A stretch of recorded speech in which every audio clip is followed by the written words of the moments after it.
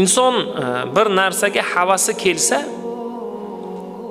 ya'ni bir narsaga uning nafsi jo'sh uradigan bo'lsa, Mashalloh la havla va la quvvata illa billah desin. Alloh istaganidek kuch va quvvat ham Allohnikidir desin.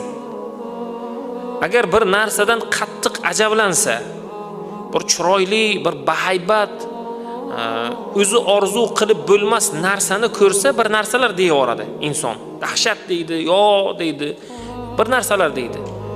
Unday demasinda subhanalloh desin. Alloh nuqson va kamchiliklardan pok zot desin. Bir narsadan qattiq qo'rqsa, birdaniga bexosdan qo'rqsa yoki bir qo'rqinchli narsani ko'rib qolsa, insonni miyasi ozgina noto'g'ri yo'lga kirib, tilidan har xil narsalar chiqib ketadi. Darrov bir narsadan qo'rqqanida. Shunda astagfirulloh